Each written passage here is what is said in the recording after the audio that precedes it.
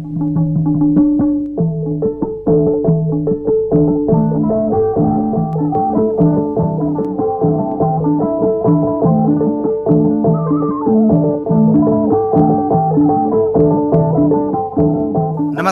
साहित्य संसार कार्यक्रममा हार्दिक स्वागत छ। साहित्य संसार कार्यक्रम रेडियो नेपालबाट हरेक शनिबार बेलुकी 9 बजेको समाचारपछि करिब आधा घण्टा प्रसारण हुन्छ। साहित्य संसार कार्यक्रम रेडियो नेपालको वेबसाइट redionepal.gov.np तथा न्युज पोर्टल अनलाइन redionepal.gov.np र रेडियो नेपाल मोबाइल एपबाट समेत संसारभर सुन्न सकिन्छ। प्रसारण भइसकेका कार्यक्रमहरू रेडियो नेपालको न्युज पोर्टलको मल्टिमिडिया भित्रको अडियो संग्रहमा गएर तपाईको फुर्सदमा जुनसुकै बेला सुन्न सक्नुहुन्छ।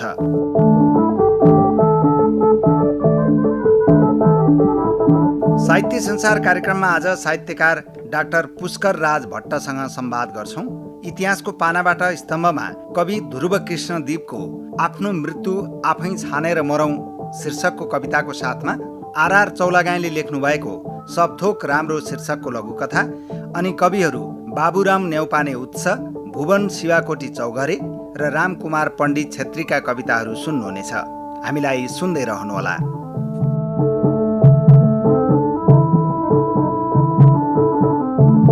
इतिहासको पानाबाट कवि ध्रुव कृष्ण दीपको कविता आफ्नो मृत्यु आफै छानेर मरौं। हाम्रो देशका लागि हामी नारा मरौं या जुलुस, बन्दुक मरौं या बहादुरी, मृत्यु पूर्णतया हाम्रै इच्छा अनुकूल हुनुपर्छ। हाम्रो देशका लागि हामी नारा मरौं या जुलुस, बन्दुक मरौं या बहादुरी, मृत्यु पूर्णतया हाम्रै इच्छा अनुकूल हुनुपर्छ। हाम्रो बस्ती बस्तीमा आज अनगिन्ती आर्यघाट बाहिरका मृत्युहरू बेरोक धमाधम घुसिरहेछन्। हाम्रो बस्ती बस्तीमा आज अनगिन्ती आर्यघाट बाहिरका मृत्युहरू बेरोक धमाधम घुसिरहेछन्। गल्ली सडक र बजार सब यस्तै मृत्युहरूले ढाक्न खोजिरहेछन्। गल्ली सडक र बजार सब यस्तै मृत्युहरूले ढाक्न खोजिरहेछन्। मृत्युहरूको यो मारामारीमा जस्तो सुकै मृत्युले घेरे पनि हामीलाई कुनै पनि हालतमा हामी आफ्नो देशमा विदेश नमरौं। मृत्युहरूको यो मारामारीमा जस्तो सुकै मृत्युले घेरे पनि हामीलाई कुनै पनि हालतमा हामी आफ्नो देशमा विदेश नमरौं। मर्नै पर्छ त हामीले आखिर आफ्नो मृत्यु छानेर मरौं। नेपाली माटोकै मृत्यु मरौं। मर्नै पर्छ त हामीले आखिर आफ्नो मृत्यु छानेर मरौं। नेपाली माटोकै मृत्यु मरौं। नेपाली माटोकै मृत्यु मरौं।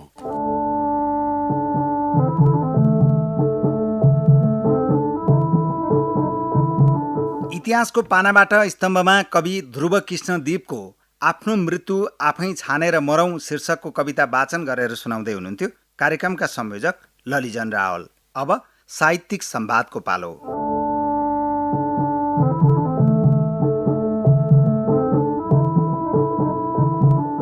आज साहित्यिक संवादमा हामी संवाद गर्छौं साहित्यकार डाक्टर पुष्कर राज भट्टसँग। साहित्यका विभिन्न विधामा कलम चलाउने भट्टले नेपाली साहित्यको लघु कथामै विद्यावारिधि समेत गर्नुभएको छ। साहित्यकार भट्ट हामीसँग फोन सम्पर्कमा हुनुहुन्छ। स्वागत छ भट्टज्यू रेडियो नेपालको साहित्य संसार कार्यक्रममा। हजुर, धन्यवाद छ। साहित्यकार पुष्कर राज भट्टज्यू, तपाईको साहित्यिक लेखनमा प्रवेश गर्दाको पुरानो दिनको सम्झनाबाट आजको यो संवादको सुरुवात गर्न चाहन्छु। तपाईको पहिलो रचना, पहिलो सिर्जना कुन थियो? कहाँ प्रकाशित भएको थियो? साहित्यमा प्रवेश गर्दाको सुरुवातको दिनलाई सम्झाउँ न। सुरुवातमा म धनगढी कैलालीमा पञ्चोदय माविमा पढ्थेँ। त्यहाँ हुँदा कविता प्रतियोगिता हुँदा म प्रथम भएको थिएँ 2048 सालमा। तर लामो समयसम्म मेरा रचनाहरू पत्र पत्रिकामा आएनन्, लेखन चलिरह्यो। विक्रम सम्वत 2056 सालमा कैलाली जनपुस्तकालयको पत्रिका मालिकामा समय नामक कविता प्रकाशित भएपछि मेरो साहित्य यात्रा प्रारम्भ भएको हो। पछि चाहिँ म 2059बाट चाहिँ कृतिगत रूपमा पनि अगाडि आए र त्यस क्रममा मेरो चाहिँ कर्मयोद्धा नाम गरेको लघुकथा सङ्ग्रह मेरो पहिलो कृति हो। हजुर हजुर। तपाईँलाई साहित्यमा अभिप्रेरित गर्न तपाईँको बाल्यकाल र किशोर अवस्थाको परिवेशले चाहिँ कतिको सघाएको पाउनुहुन्छ? विशेष त साहित्यमा लाग्नुको लागि हाम्रो विद्यालयको वातावरण, त्यहाँ हुने साहित्यिक गतिविधिहरू, कार्यक्रमहरूको प्रभाव रहेको छ र त्यसै क्रममा हामी चाहिँ कैलाली जनपुस्तकालयको नजिक रहेको विद्यालयको विदा भएको बेलामा कैलाली जनपुस्तकालयमा अध्ययन गर्न जाने, त्यहाँ पुस्तक पत्र पत्रिकाहरू पढ्ने र ती पत्र पत्रिका पुस्तकहरू पढ्ने, त्यहाँ भएका कार्यक्रमहरूमा भाग लिने क्रमसँगै साहित्यिक अभिरुचि जागृत भएर साहित्यिक लेखनमा चाहिँ लाग्नुपर्छ भन्ने कुरा चाहिँ अनि बोध भएपछि चाहिँ साहित्य लेखनमा अगाडि बढिएको हो। हजुर, यहाँ 2048 सालमै विद्यालय स्तरीय प्रतियोगितामा भाग लिनुभयो, त्यहाँ प्रथम पनि हुनुभयो। 2056 सालमा चाहिँ यहाँको समय शीर्षकको कविता प्रकाशन भएपछि साहित्यमा प्रवेश गर्नुभयो। तपाईँ साहित्यका विविध विधामा कलम चलाउनुहुन्छ। अहिलेको सन्दर्भमा कुरा गर्दा आफूलाई अभिव्यक्त गर्दा कुन विधा तपाईँलाई सहज लाग्छ र किन? मैले सुरुमा कवितामा काम गरेँ, अनि कवितामा पनि काम त गरिरहेको छु, तर मूल रूपमा मैले चाहिँ अहिले आख्यानतर्फ काम गरिरहेको छु। आख्यानमा पनि विशेष त लघुकथा, कथा, बालकथाका क्षेत्रमा मैले काम गरेको छु र मैले विशेष त नेपाली लघुकथाको लेखनका साथसाथै त्यसको अंशदानको कार्य र त्यसको अनुवादको कार्यमा पनि लागेको छु। मैले नेपालका विभिन्न भाषामा नेपाली लघुकथाको अनुवादको साथसाथै नेपाली लघुकथाको हिन्दीमा अनुवाद र हिन्दी लघुकथाको नेपाली अनुवादमा पनि काम गरेँ। नेपाली र हिन्दीसँग सम्बन्धित रहेर अनुवादका मेरा केही पुस्तकहरू पनि प्रकाशित रहेका छन्। त्यसै गरी मैले चाहिँ पछिल्लो समयमा चाहिँ नियात्रातर्फ पनि कलम चलाइरहेको छु। हजुर हजुर। जस्तो तपाईँको लेखन र साहित्यिक क्रियाकलापहरूका सन्दर्भमा कुरा गर्दा यहाँ निकै सक्रिय स्रष्टाका रूपमा पनि परिचित हुनुहुन्छ। आफ्ना समकालीन स्रष्टाहरूलाई चाहिँ कसरी सम्झनुहुन्छ? मेरा समकालीन भन्नाले अब विशेष त हिजो मैले काम गरिरहेका स्रष्टाहरूमा अब कतिपय साथीहरू अहिले पनि अत्यन्त सक्रिय हुनुभएको छ, काम गरिरहनु भएको छ। कतिपय आंशिक रूपमा पनि कार्य गरिरहनु भएको छ र कतिपयले अब यो क्षेत्र छोडी पनि सक्नुभएको छ। अर्थात् के हो भने एउटै यात्रामा हिँडेका मान्छेहरूको पनि गति एकनाश नहुँदो रहेछ। अब कतिपय मान्छेहरू छिटै दौडेर छिटै थाक्ने पनि हुन्छन्, कोही बिस्तारै हिँडेर गन्तव्यमा पुग्ने पनि हुन्छन्, कोही चाहिँ अब यो क्षेत्रमा लागेर केही हुँदैन भनेर पछि हट्ने पनि हुन्छन्। विभिन्न किसिमका प्रवृत्तिहरूका मानिसहरूको सङ्गतबाट अगाडि बढेको र यसरी हिँड्ने क्रममा विशेष त मानिसले आफ्नो गति आफै निर्धारण गर्नुपर्छ र आफ्नो यात्रालाई चाहिँ आफैले सही दिशा दिनुपर्छ भन्ने मलाई लाग्छ। जस्तो यहाँले भन्नुभयो नि, कतिपय साथीहरू, समकालीन साथीहरू, साहित्यिक स्रष्टाहरू चाहिँ बिचैमा छोडेर पनि हिँड्नुभयो, यसबाट केही हुँदैन भनेर हिँड्नुभयो। यहाँलाई चाहिँ के लाग्छ? साहित्यमा लागेर के पाउनुभयो, के हुन्छ जस्तो लाग्छ?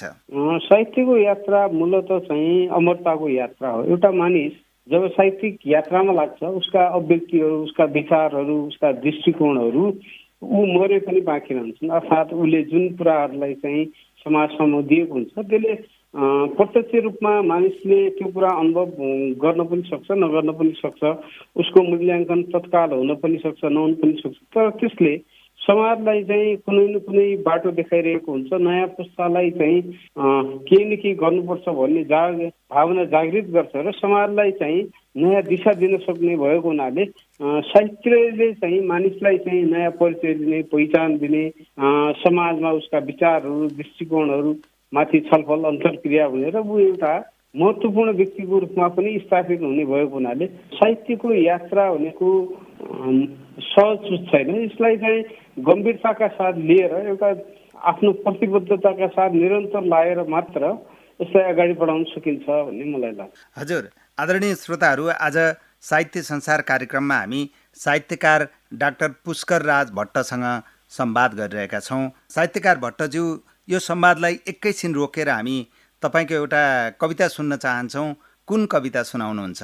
हुन्छ, म एउटा कविता सुनाइरहेको छु। मैले पढ्ने कविताको शीर्षक रहेको छ घृणाको समाजशास्त्र। हजुर, घृणाको समाजशास्त्र। हजुर, उनीहरू पढिरहेछन् घृणाको समाजशास्त्र र पढाइरहेछन् आफ्नो समूहमा, गुटमा सङ्कीर्णताका अनेक घृणाहरू। विभिन्न घेराहरू निर्माण गर्दै गरिरहेछन् मवादको उद्घोष। देश डुब्दो डुबोस्, जनता मरे मरुन्, केही फरक पर्दैन, आफू र आफ्नाहरू बाँचे पुग्छ। घृणाको समाजशास्त्र फैलाइएको छ चारैतिर। हरेक क्षेत्रका अगुवाहरू बनिरहेछन् प्रवक्ता र फैलाइरहेछन् घृणाको समाजशास्त्र। आफ्ना कुण्ठा आवेग अनि घृणा पोखिरहेछन्। सामाजिक सञ्जालभर सर्पष्ट छन् घृणाका वाक्यहरू। सकारात्मक चिन्तनको अभावले बौलाइरहेका छन् मानिसहरू। अब बन्द गर्नुपर्छ घृणाको समाजशास्त्र र मानिसहरूलाई पढाउनुपर्छ प्रेम, करुणा र संवेदनाको नौलो समाजशास्त्र। धन्यवाद। हजुर, घृणाको समाजशास्त्र यहाँले आफ्नो छोटो कविता वाचन गरेर सुनाउनु भयो। यहाँको कविताका लागि हार्दिक धन्यवाद व्यक्त गर्छौँ साहित्यकार डाक्टर पुष्कर राज भट्टज्यू। विशेष गरेर तपाईँ वर्तमानको सन्दर्भमा हेर्ने भने आख्यान लेखन, त्यसमा पनि लघु कथामा विशेष क्रियाशील देखिनुहुन्छ। यहाँले नेपाली साहित्यको लघु कथा विधामा नै विद्यावारिधि पनि गर्नुभयो। नेपाली साहित्यमा लघु कथा लेखन प्रकाशनको अवस्था के पाउनुभयो, के देख्नुहुन्छ? अहिले वर्तमानमा लघु कथा लेखन अत्यन्त समृद्ध भएर आएको छ। विशेषतः सामाजिक सञ्जालमा अहिले लघु कथा लेखनसँग सम्बन्धित विभिन्न समूहहरू छन्। ती समूहहरूमा नयाँ पुस्ताले पनि लेख्ने गरेका छन् र त्यसमा हुने विभिन्न प्रशिक्षणात्मक कार्यक्रमहरू, लघु कथा सम्बन्धी आलेखहरू, त्यस सम्बन्धी सिद्धान्तका कुराहरूले ती लेखकहरूलाई चाहिँ मार्गनिर्देशन गरिरहेका छन्। त्यस्तै गरी कुनै पनि लेखकले रचनाहरू पोस्ट गरिसकेपछि त्यसमा विभिन्न किसिमले अन्य व्यक्तिहरूले त्यसका बारेमा आफ्नो दृष्टिकोणहरू पनि राख्ने गरेको हुनाले उनीहरूले आफ्नो रचनामा के कसरी सुधार गर्नुपर्छ भन्ने कुरा पनि थाहा पाएका छन्। विशेषतः अहिले चाहिँ नेपालको साहित्यिक पत्रिकाहरू सबैले लघु कथा सम्बन्धी विषय निकालेका छन्। राज्य नियन्त्रित संस्थाहरू जस्तो प्रज्ञा प्रतिष्ठानले भयो, त्यस्तै गरी गोर्खापत्र संस्थान भयो, अनि त्यस्तै गरी रेडियो नेपाल, नेपाल टेलिभिजन जस्ता संस्थाहरूले पनि लघु कथा लेखनलाई उच्च महत्त्व दिएर प्रसारण गरिरहेको र प्रकाशन गरिरहेको अवस्थामा लघु कथा लेखकहरूले चाहिँ अबको दिनमा चाहिँ कति लेख्ने भन्दा पनि कस्तो लेख्ने भन्नेमा विचार गर्नुपर्छ भन्ने मलाई लाग्छ। अहिले सङ्ख्यात्मक रूपमा लघु कथा लेखनमा धेरै मानिसहरू आएको तापनि त्यसले एउटा गुणको चाहिँ मापक चाहिँ निर्धारण गर्नुपर्ने अवस्था चाहिँ देखिएको छ र यदि त्यो गुणात्मक लेखन अगाडि बढेन भने त्यसले भोलि आएको बाढी चाहिँ रोकिनु पनि सक्छ। तर चाहिँ यसमा प्रतिबद्ध लेखकहरूले यो विधालाई नेपाली साहित्यको मूलधारको रूपमा विकास गर्नका लागि आफ्ना कार्यहरू गर्ने कुरामा म विश्वस्त छु। हजुर, यहाँले लघु कथाको सन्दर्भमा गुणात्मकताको कुरा गरिरहँदा विषयवस्तुमा चाहिँ कतिको विविधता रहेको छ लघु कथा लेखनमा? विषयवस्तुमा त विविधता नै छ। अहिले नेपाली समाजको हरेक पक्षसँग सम्बन्धित रहेर लघु कथा लेखनहरू लेखिएका छन्। नेपाली समाज मात्र होइन, नेपाल बाहिरको नेपालीहरूको समाज, त्यस्तै गरी विश्वको साहित्यको प्रभावका कारणले गर्दा विश्वको अन्य क्षेत्रसँग सम्बन्धित घटनाहरूको पनि यसमा चाहिँ आएका छन् र लघु कथा लेखनमा कलात्मक पक्षमा चाहिँ पहिला भन्दा पनि मान्छेहरूले मेहनत गर्ने भन्दा पनि अहिले चाहिँ सिधै फास्ट फुड जस्तो सिधै लेख्यो, पोस्ट गर्यो जस्तो स्थिति चाहिँ आएको छ। त्यसले गर्दा अलिकति गम्भीर लेखनको कमी भएको कि जस्तो पनि लाग्छ। तर सङ्ख्यात्मक वृद्धि हुने क्रमसँगै त्यसबाट छानिएर गुणात्मक लेखन पनि आउने र त्यसले चाहिँ नेपाली लघु कथालाई गति दिने भन्ने कुरामा मलाई विश्वास छ। हजुर, साहित्यकार डाक्टर पुष्कर राज भट्टज्यू, यहाँले नेपाली साहित्यमा लघु कथा विधामै विद्यावारिधि गर्नुभयो। 2048 सालमै विद्यालय स्तरमा आफ्नो कविता लेखेर पहिलोचोटि नै कवितामा प्रथम पनि हुनुभयो विद्यालय स्तरको कविता प्रतियोगितामा। त्यसपछि यहाँले भन्नुभयो 56 सालमा चाहिँ आफ्नो समय शीर्षकको कविता प्रकाशित गरेर साहित्यमा प्रवेश गरेँ भन्नुभयो होइन? आजको सन्दर्भमा यहाँले आफ्ना प्रकाशित कृतिहरूलाई सम्झाउनु पर्दा के भन्नुहुन्छ? आफ्ना प्रकाशित कृतिहरूलाई सम्झाउनु पर्दा मूलतः प्रारम्भमा चाहिँ हामीले चाहिँ कसरी छापौँ र कसरी प्रकाशित गरौँ भन्ने कुरा हुन्थ्यो। त्यसमा चाहिँ गुणपक्ष भन्दा पनि हामीलाई चाहिँ कसरी चिनिने भन्ने कुरा चाहिँ थियो। तर पछिल्लो समयमा लेखनलाई चाहिँ प्रकाशन गरेर मात्र पुग्दैन, त्यसलाई चाहिँ एउटा स्तरीयता दिनुपर्छ, त्यसलाई चाहिँ एउटा निश्चित चाहिँ गुणवत्ता प्रदान गर्नुपर्छ, त्यसै मात्र प्रकाशन गर्नुपर्छ भन्ने कुरा चाहिँ बोध भएको छ र त्यसै अनुसार पछिल्लो क्रममा पहिलेको भन्दा लेखनमा चाहिँ प्रकाशनमा जाने कुरामा चाहिँ अलिकति मितव्ययिता अपनाउने गरिएको छ र राम्रो सिर्जनालाई मात्र निकाल्ने, अरू सामान्य रचनाहरूलाई चाहिँ प्रकाशन नगर्ने चाहिँ सोच बनाइएको छ र त्यसै अनुसार सिर्जनाको कृतिहरूको सन्दर्भमा त्यस्तो गरिएको छ। अनि त्यसै गरी खोज अनुसन्धान र समालोचनाको काम त जारी नै छ, त्यसमा चाहिँ कामहरू त भइरहेकै छन्। हजुर, अहिलेसम्मको साहित्यिक यात्राबाट चाहिँ तपाईँ कतिको सन्तुष्ट हुनुहुन्छ? अहिलेसम्म मेरो साहित्यिक यात्राबाट म सन्तुष्ट छैन। मैले जति गर्नुपर्ने हो, जति राम्रो साहित्य चाहिँ सिर्जना गर्नुपर्ने हो त्यो मैले गर्न सकेको छैन। त्यसमा मेरो प्रयास चाहिँ जारी छ र फेरि पनि म आफूलाई चाहिँ परिष्कृत गर्ने, परिमार्जन गर्ने र आफूलाई चाहिँ अझ बढी व्यवस्थित गरेर लेखनलाई चाहिँ समृद्ध बनाउने कुरामा चाहिँ प्रयासमै छु भन्ने मलाई लाग्छ। हजुर, लघुकथाकै सन्दर्भमा जोडिएर कुरा गर्न चाहन्छु। लघुकथा विधामा निकै नै क्रियाशील हुनुहुन्छ।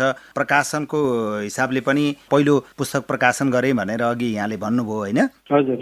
लघुकथा लेखनमा लाग्नेहरूलाई चाहिँ के भन्नुहुन्छ?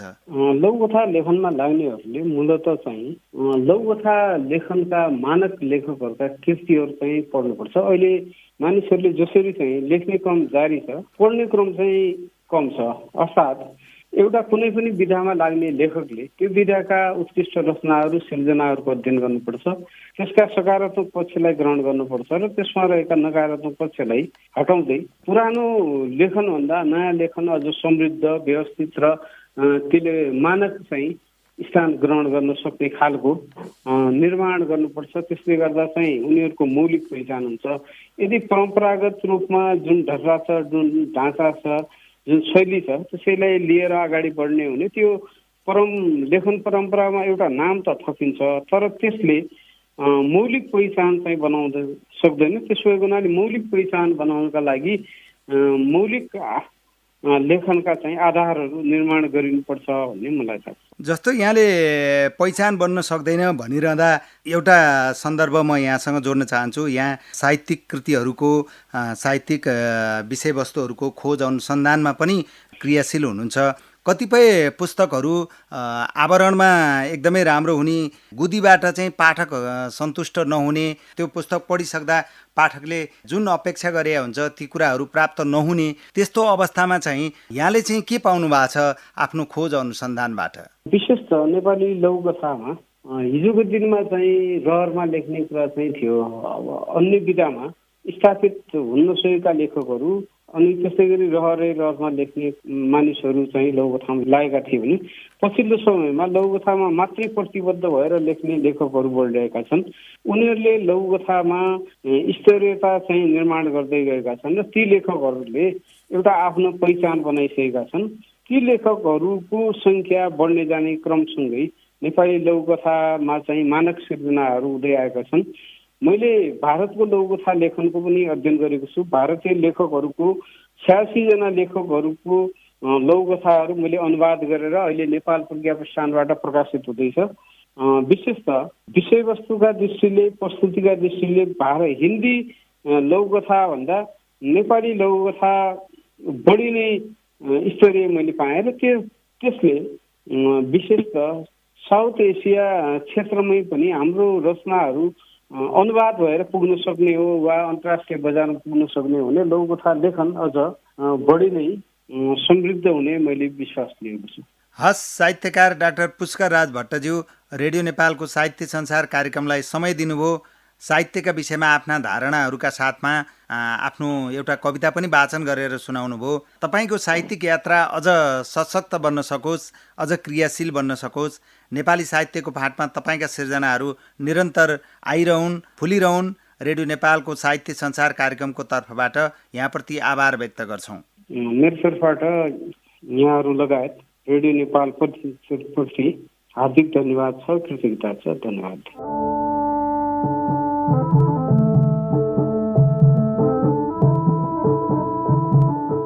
रेडियो नेपालबाट साहित्य संसार कार्यक्रम सुन्दै हुनुहुन्छ। साहित्यकार डाक्टर पुष्कर राज भट्टसँग संवाद गर्दै थियौँ हामी। अब एउटा लघुकथा सुनाउँदैछौँ। लेख्नु भएको छ आर चौलागाईले। कथाको शीर्षक सब थोक राम्रो, वाचन गर्दै हुनुहुन्छ सहकर्मी रिता तिमल सिन्हा। टोलको कुनै चोकमा सहरको एउटा जगल्टे केटो बारम्बार देखिन थाल्यो। दिनदिनै उसको आवत जावत देखिरहेका मानिसहरूले ऊ आएपछि मुखामुख गर्थे। अति भएपछि केटोको गतिविधि हेरिरहेका मध्ये एउटाले केटोलाई सोध्यो, तिमी सधैँ यता किन? केटोले भन्यो, मलाई यताको चिया राम्रो लाग्छ। अर्को दिन अर्कोले सोध्यो, केटोले रेडिमेड उत्तर दियो, मलाई यताको हावापानी राम्रो लाग्छ। केटोसँग थुप्रै प्रश्नहरूको उत्तर तयार थियो। मलाई यताको बाटो राम्रो लाग्छ, मलाई यताको माटो राम्रो लाग्छ, मलाई यताको पुल राम्रो लाग्छ, मलाई यताको फूल राम्रो लाग्छ, मलाई यताको सबथोक राम्रो लाग्छ। लगतै केही दिनपछि टोलबाट एउटी केटी हराई। त्यसपछि त्यो जगल्टे केटो पनि टोलमा देखिन छोड्यो।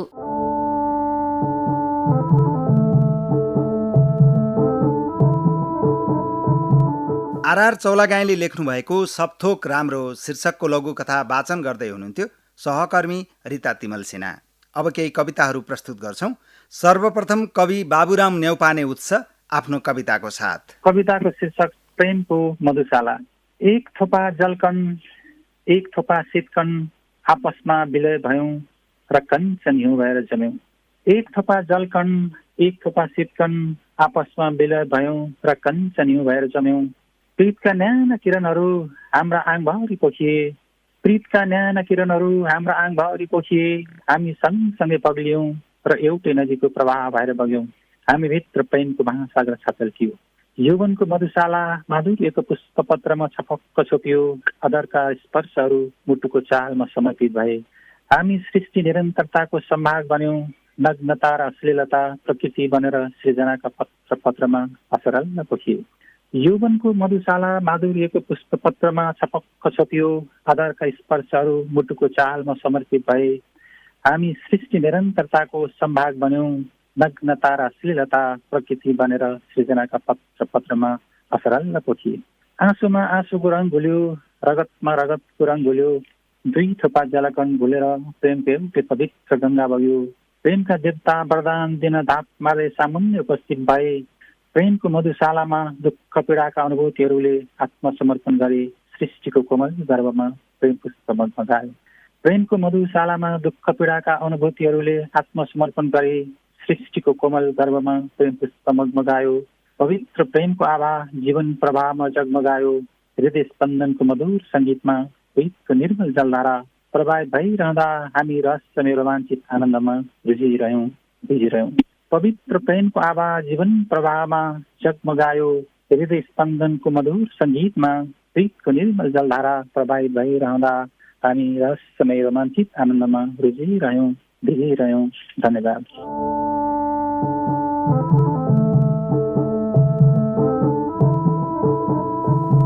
कवि बाबुराम न्यौपाने उत्स प्रेमको मधुशाला शीर्षकको आफ्नो कविता वाचन गरेर सुनाउँदै हुनुहुन्थ्यो।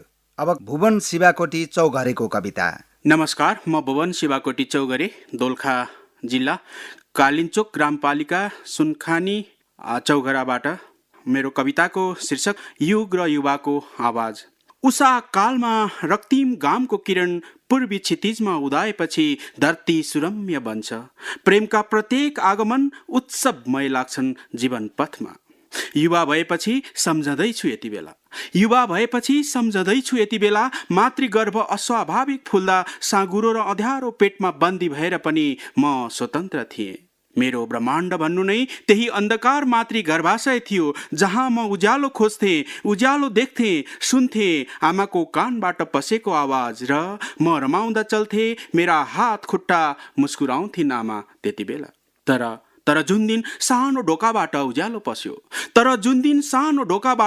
पस्यो, धरतीमा खसे म स्वतन्त्र पाइला टेकिएर आमाको काख बाहिर उभिएपछि थाहा पाएको छु, धरती मुस्कुराउने समयमा मुखमा लगाम कसिएका छन्, ओठ खुलेर देखिँदैन दन्तलहर। स्वतन्त्र भएर पनि बन्दी भएका छन् पाइलाहरू। आमाका आवाज सुन्न सक्दिन म, धरतीको पुकार सुन्न सक्दिन म। खोसिएको छ ध्वनि, साङ्केतिक आवाज आइपुग्दैन आमासम्म।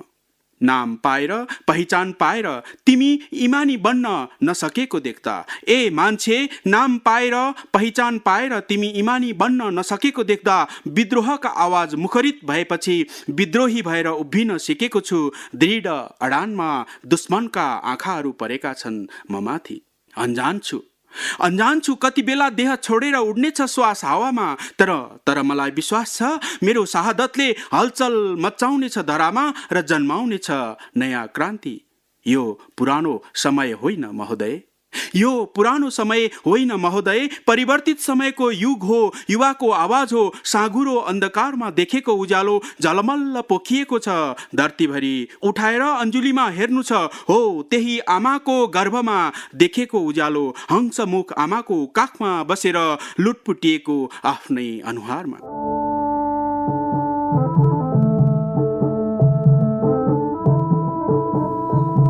युग र युवाको आवाज शीर्षकको आफ्नो कविता वाचन गरेर सुनाउँदै हुनुहुन्थ्यो कवि भुवन शिवाकोटी चौघरे। साहित्य संसार कार्यक्रमको अन्तिम सामग्रीको रूपमा कवि रामकुमार पण्डित छेत्री आफ्नो कविता वाचन गर्दै हुनुहुन्छ। कविताको शीर्षक हो स्रोत। मभित्र धेरै सम्पदाको नदी बगेका छन्, मभित्र धेरै सम्पदाको नदी बगेका छन्। कविताको कोशी बग्दो छ, कथाको कर्णाली कल्कलाउँदछ, गजलको गण्डकी उर्लेको छ। तर एउटा पनि रचनाको बाँध बाँधेर बिजुली निकाली बस्ती उज्यालो पार्न सकेको छैन। किन थाहा छ? किनकि मैले त्यस देशको पानी पिएको छु जहाँ योजनाको नदी बग्छ, कार्यान्वयन खहरेदै सुक्छ। जहाँ योजनाको नदी बग्छ, कार्यान्वयन खहरेदै सुक्छ। धन्यवाद।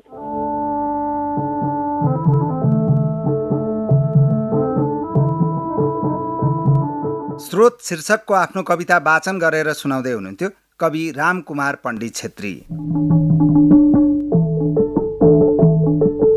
आदरणीय श्रोताहरू, आजको साहित्य संसार कार्यक्रममा साहित्यकार डाक्टर पुष्कर राज भट्टसँग संवाद गर्यौं अनि इतिहासको पानाबाट स्तम्भमा कवि ध्रुव कृष्ण दीपको आफ्नो मृत्यु आफै छानेर मरौं शीर्षकको कविताको साथमा आर चौलागाईले लेख्नु भएको सपथोक राम्रो शीर्षकको लघुकथा एवं कविहरू बाबुराम नेउपाने उत्स, भुवन शिवाकोटी चौघरे र रामकुमार पण्डित छेत्रीका कविताहरू सुन्नुभयो। यहाँहरूलाई आजको कार्यक्रम कस्तो लाग्यो? सुझाव र प्रतिक्रियाको लागि हामीलाई सम्पर्क गर्ने इमेल हो sahitysansar.radionepal@gmail.com।